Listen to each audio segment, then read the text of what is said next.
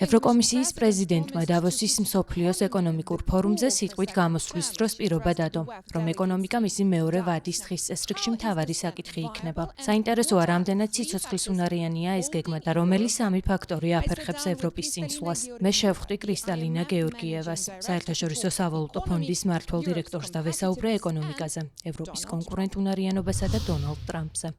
წარმოგიდგენთ კრისტალინა გეორგიევას, საერთაშორისო სავალუტო ფონდის მმართველ დირექტორს. დიდი მადლობა, რომ გადაცემაში გვესტუმრეთ. მოხარული ვარ. ძალიან მიხარია, რომ შეგხვდით დავოსში მსოფლიო ეკონომიკურ ფორუმზე, რადგან წელი ახლა იწყება. როგორია თქვენი საერთაშორისო სავალუტო ფონდის აზრით ის მთავარი გამოწვევები, რომელთა წინაშეც მსოფლიოს ეკონომიკა აღმოჩნდება წელს?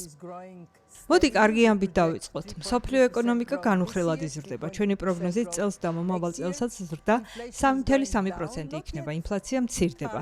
ჯერ მიზნობრივ მაჩვენებლამდე არ ჩამოსულა, მაგრამ ახლოსაა. და ეს ყველაფერი იმისდა მიუხედავად, რომ საპროცენტო განაკვეთები გაიზარდა, მაგრამ ეკონომიკა არ ჩავარდა რეცესიაში. გახსოვთ გასულ წელს დავოსში ყველაზე მეტად რაზე ველავდით, ხომ არ მოახერხებს საპროცენტო განაკვეთები ეკონომიკის ზრდას, ასე არ მოხდა.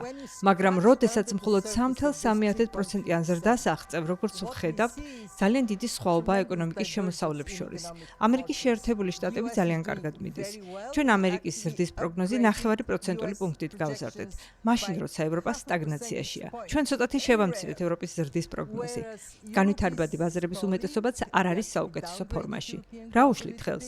მყარი დოლარი და ის ფაქტი, რომ საპროცენტო განაკვეთები დიდხანს დარჩება მაღალი. What is hurting?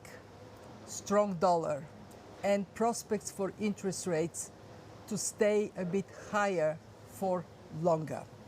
And secondly, მეორე ის, რომ გრძელვადიანი ზრდის პერსპექტივა საკმაოდ მწირია. ეს პერსპექტივა ბევრად ჩამორჩება პანდემიამდე არსებულ ზრდის საშუალო მაჩვენებელს, რაც იმას ნიშნავს, რომ ყველა ქვეყანამ იმაზე უნდა იზრუნოს, თუ როგორ გაიუმჯობესოს ზრდის პერსპექტივა. და ყველაფერთან ერთად ყურადღება უნდა მიაქციონ პროდუქტიულობასაც. რატომ? იმიტომ, რომ ამერიკაში ზრდა სწორედ მაღალმა პროდუქტიულობამ განაპირობა. სხვაგან ყველგან პროდუქტიულობა მძინარე მზეთუნახავებით არის. ვერსად ნახავ. Driven by high productivity. Everywhere else productivity is like the sleeping beauty. Nowhere to be seen. ეს მძინარე მზეთუნახავი ევროპასაც ეხება? A bit, yes. ცოტათი კი, ევროპაში არ არის საქმე კარგად პროდუქტიულობის ზრდის კუთხით. ფაქტობრივად, როდესაც ევროპას ვაკვირდებით, გაუმჯობესების დიდ პოტენციალს ვხედავთ, თუ კი ერთიანი ბაზარი მართლაც ამოქმედება, როგორც საჭიროა. If the single market is to become a reality. What is holding Europe back are ევროპას სამი რამ აფერხებს. ერთია კაპიტალის ბაზარი. ამერიკაში კაპიტალის ბაზარი ძალიან მაღალ დონეზე ფუნქციონირებს. ევროპაში კი ჯერ ისევ არ გვაქვს კაპიტალის ბაზრების კავშირი. მეორე ის, რომ ინვესტიციები არიდება ყველაზე პროდუქტიულ კომპანიებში სხვადასხვა მიზეზის გამო, მათ შორის მეწარმეებისთვის სავალდებულო ბიუროკრატიული პროცედურების გამო. For a variety of reasons including red tape to entrepreneurs. მესამეა ენერგომომარაგების ფასი. ამ კუთხით ევროპა ძალიან დაწინაურდა, რადგან რუსეთზე დამოკიდებულებისაგან გათავისუფლდა, მაგრამ ეს არ აგვარებს იმ პრობლემას, რომ ენერგომომარაგება ევროპაში სულ უფრო ძვირდება. ამ ფაქტორებიდან ზოგიერთი დიდხანს დარჩება, მათ მარტივად ვერ მოაგვარებ, მაგრამ ევროკავშირის მეტი ერთიანობა პრიორიტეტი უნდა იყოს. The unity of the union that should be a top priority. თქვენ ალბათ უსმინეთ აქ დავოსში, როდესაც ევროკომისარმა ურსულა ფონ დერ ლაიენმა ზუსტად ევროპაში არსებული ბიუროკრატიის ზოგიერთ ასპექტზე გაამახვილა ყურადღება.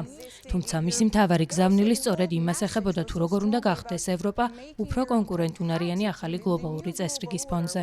როდესაც დონალდ ტრამპი კვლავ დაბრუნდა კაბინეტში და ევროპას უწევს კონკურენცია ერთი მხრივ ამერიკასთან და მეორე მხრივ ჩინეთთან.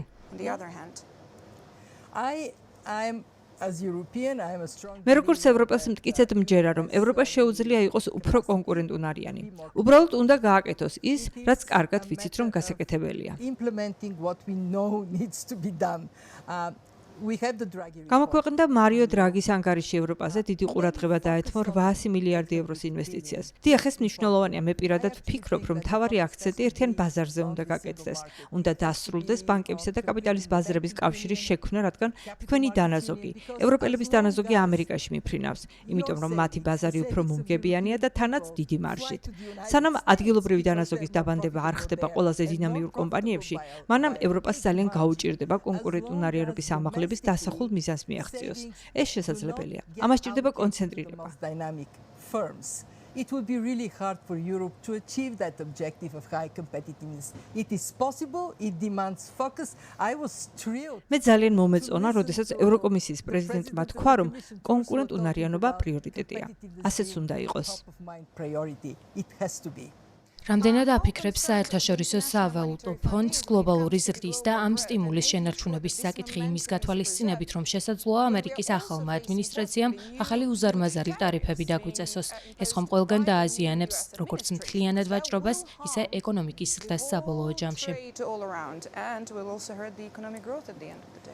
When we look at the first days, როდესაც ახალი ადმინისტრაციის პირველ დღეებს ვაკვირდებით, ვხედავთ, რომ პრეზიდენტი ტრამპი თავის საარჩევნო დაპირებებს ასრულებს.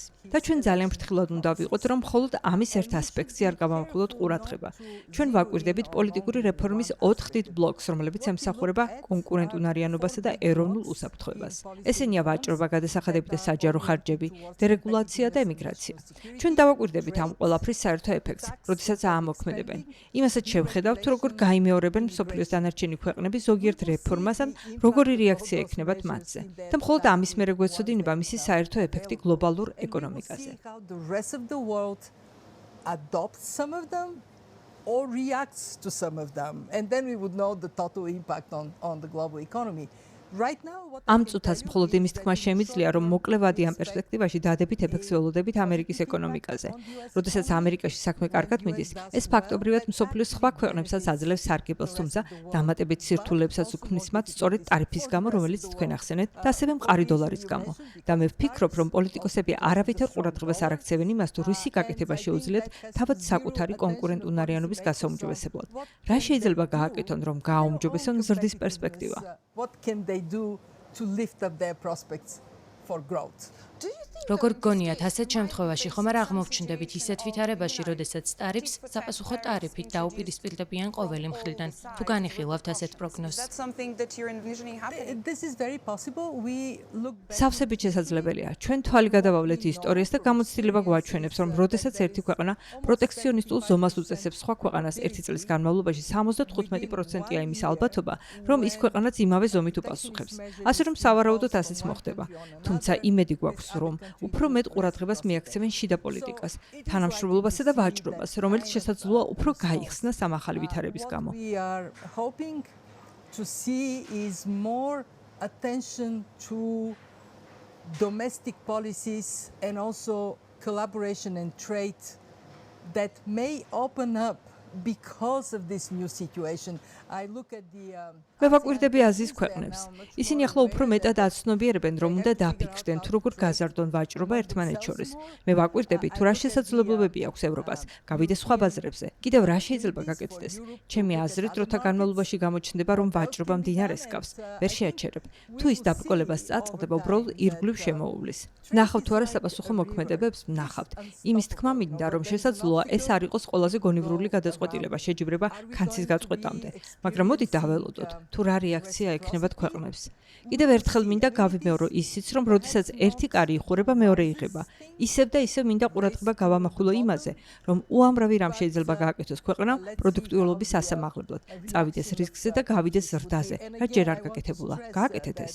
Sometimes when one door closes, another one opens up, and stress that again and again that there is so much countries can do to unleash productivity, risk-taking and growth that is not yet done. Do it. მაგრამ თუ კი ყველა ამას გააკეთებს, თუ ევროპას ავიღებთ, მაგალითად, მე ცოტა თეორიულად ვიმსჯელებ ახლა, მაგრამ თუ კი ახალ მსოფლიო წესრიგზე ვსაუბრობთ, რომელშიც მეტი ტარიფი გვექნება და ასე შემდეგ, ამ დროს კი ევროპა შეეცდება გააუმჯობესოს საკუთარი კონკურენტუნარიანობა და იმუშაოს საკუთარ თავზე, მაშინ რამდენად შესაძლებელია ან რამდენად არის ამის საფრთხე, რომ სულ უფრო მეტად წავიდეთ ეკონომიკური ნაციონალიზმისკენ. ამას იმიტომ გეკითხებით, რომ მსოფლიო ეკონომიკური ფორუმის წლევანდელ ანგარიშში გლობალურ რისკებს შორის პირველ ხუთეულში წერია ეკონომიკური კონფრონტაცია და მე ვცდილობ დავინახო რამდენად შესაძლებელია ეს წელს ვევიხილოთ. I'm trying to see whether this is something we might be seeing this year. That is certainly a risk. Let's remember that domestically, not among the ამის საფრთხე ნამდვილად არსებობს. უნდა გვახსოვდეს, რომ არა პოლიტიკოსები, არამედ ჩვეულებრივი მოქალაქეები ეროვნული უსაფრთხოების გამო უფრო მეტად ღელავენ. არც არის გასაკვირი, რადგან ომი პირდაპირ ევროპის ტერიტორიაზე მიმდინარეობს. ერთი სამხედრო ძალა ცდილობს მეზობლის დაპყრობას. ეს წარმოუდგენელი იყო. მიმდინარეობს დიდი კონფლიქტი ღაზაში. იმედია ეს მალე დასრულდება. მთელ მსოფლიოში ერთდროულად მიმდინარეობს იმდენი კონფლიქტი, რამდენიც არასდროს ყოფილა. ცხადია, ეროვნული უსაფრთხოება ყველაზე მეტად აფიქრებს ხალხს და შესაბამისად პოლიტიკოსებისთვისაც პრიორიტეტული ხდება. მე ვფიქრობ, რომ ეს ორი მიზანი, ეროვნული უსაფრთხოება და ეკონომიკის კონკურენტუნარიანობა განუყოფელია ერთმანეთისგან. თუ კი ევროპა ეკონომიკურად უფრო ძლიერი იქნება, ის უკეთ მოახერხებს თავდასხმის გაძლიერებასა და საკუთარი მოქალაქეების დაცვას. and economic competitiveness, they need to go hand in hand. If Europe is economically stronger, it is also in a better მე ვიტყოდი, რომ ევროპამ მაგალითი უნდა აიღოს ამერიკისგან, რათა მიხვდეს თუ რატომ იზრდება ამერიკაში პროდუქტიულობა მაშინ, როცა ის ევროპაში სტაგნაციას განიცდის. ამის შეცვლა შესაძლებელია და ისევ გავიმეორებ. სასიამოვნოა იმის მოსმენა, თუ როგორ ამბობენ ევროპელი პოლიტიკური ლიდერები, რომ ჩვენ ამის შეცვლას ვაპირებთო. stagnating. That can change. And again, good to hear European political leaders saying we are going to change that. ყოველ წელს ვიბრძვით იმისთვის, რომ დავოსში მეტი ქალი იყოს წარმოდგენილი. ყოველ წელს შესამჩნევია პროგრესი, მაგრამ ჩემი აზრით ეს მაინც ცოტაა. თქვენ როგორ ფიქრობთ? What do you think? I think we have a way to go. ჩემი აზრით, კიდევ დიდი გზა გვაქვს წინ, თუმცა არაჩვეულებრივია ის, რომ სულ უფრო მეტ ახალგაზრდა ხელმძღვანელ ქალს ვხედავ დავოსში. თაობათა ცვლა შეცვლის სავარაუდოდ უკეთესობისკენ გარემოსაც. Change that is likely to shift us to a better place. დიდი მადლობა.